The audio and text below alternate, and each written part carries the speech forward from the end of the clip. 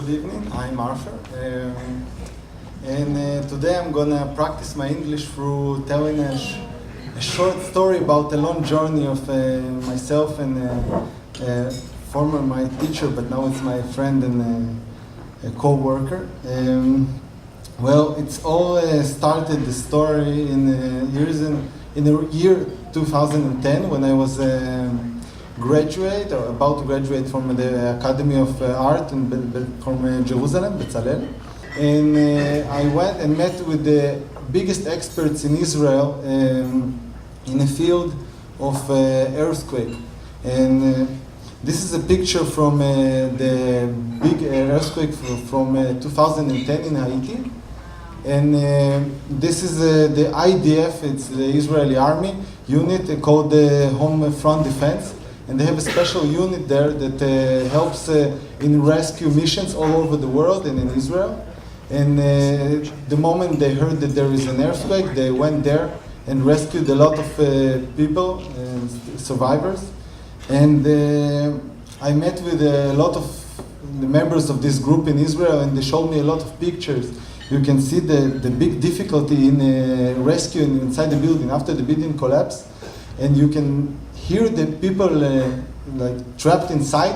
It's really, really difficult to get to them, even if they survive.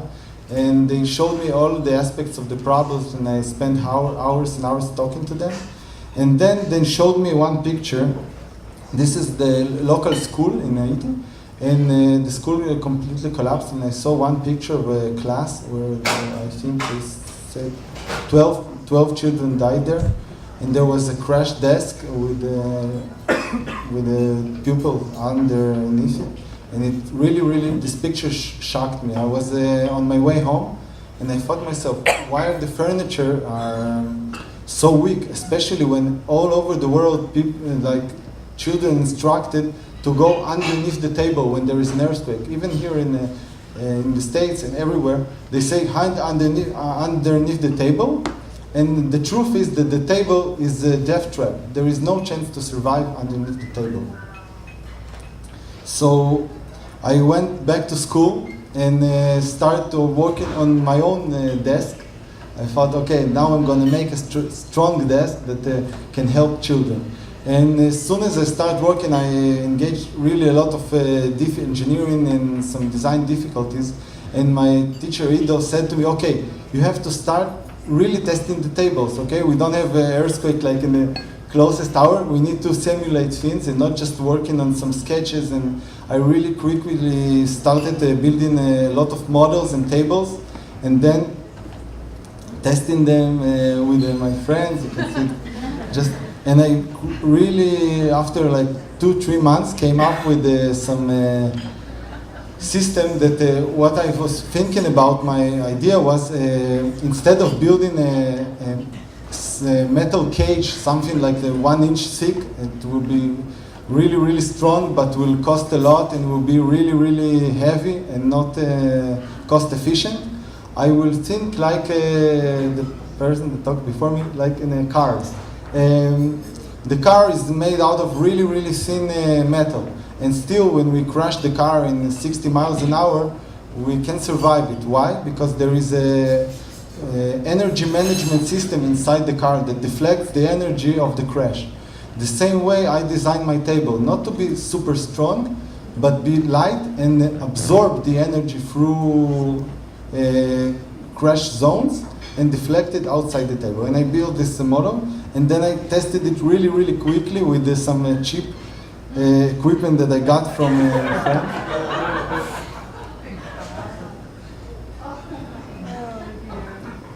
And then when the dust settled, I saw the doll underneath alive.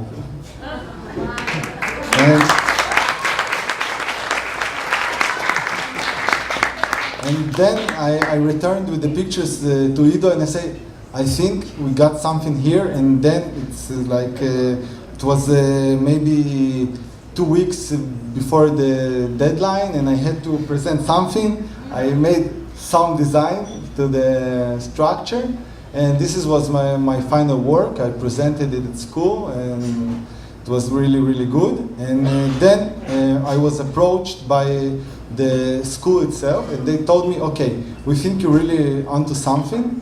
Let's start a collaboration. Me, the teacher, and the school, we are all together, became like a small company called Bezalel R&D company, and we started to try to patent this table and develop it, and we've been working on it since. And maybe after 2 or 3 weeks that I finished my school, there was a report on the national television in Israel about the table. And the day after, I got a phone. One girl was talking to me and said, listen, you don't know me, but my father got the biggest furniture factory in Israel, and you should come and visit him. And we went there, talked to him, and he was so interested in the idea, and we started developing it. And this is a picture from the factory not so long ago, about a year ago. We are already producing the tables, and recently we got we got many opportunities to sell this table, and everybody said, okay, you need to test this table, not just like I did in school, but some really real testimonies. So we went to Padova University in Italy and conducted several tests there, like really serious tests, for a bunch of sent to them a few containers of the tables, and we got a real proof that our idea is working. You can see that the day we arrived there, we just entered and they were already conducting some experiment. We saw 1 ton block. This was like our top weight, and we stood this amount of weight. This is a window with all the broken, some broken, more or less, tables. We got now a patent approved in 31 countries around the world. And this is a school in Sderot. If you know the city of Sderot, it's been bombarded heavily through the last years with the rockets, and we donated a few classrooms there, so the children already using this table, not in the exact purpose that we intended, but it's also something. And this is the final table that it's now in the MoMA collection also, and we're working on newer versions of the table. And at the end I'll show you a small movie, okay?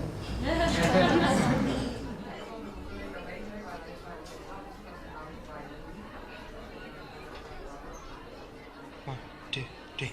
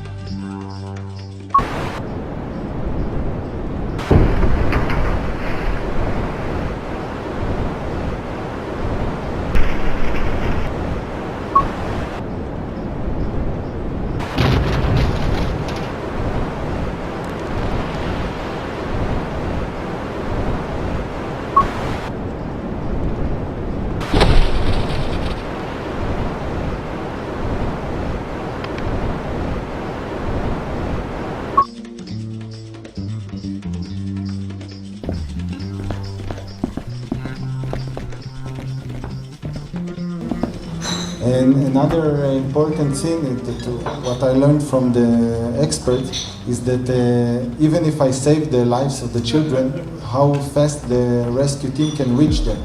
So the tables, when they're inside the classroom, creates rescue tunnels when they're in a line. So when they breach one wall of the classroom, then they can extract really quickly all the children from there. And it's also an important thing.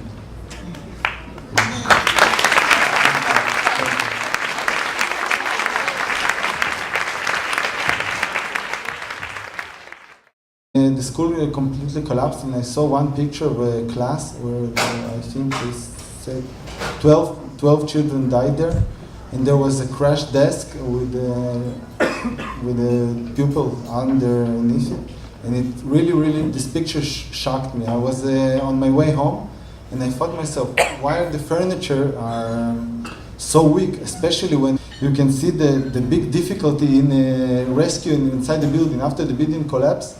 And you can hear the people like trapped inside.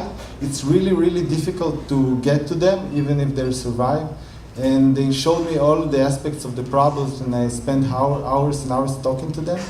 And then they showed me one picture. This is the local school in Haiti, and graduate or about to graduate from the Academy of Art from Jerusalem, Bezalel. And I went and met with the biggest experts in Israel in a field of earthquake. And this is a picture from the big earthquake from 2010 in Haiti. And this is the IDF, it's the Israeli army unit called the Home Front Defense. And they have a special unit there that helps in rescue missions all over the world and in Israel. And the moment they heard that there is an earthquake, they went there and rescued a lot of people, survivors. And I met with a lot of the members of this group in Israel, and they showed me a lot of pictures. Good evening, I'm Arthur.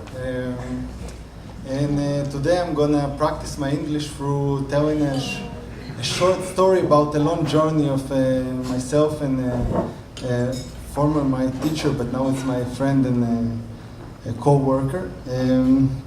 Well, it's all started the story in the year 2010 when I was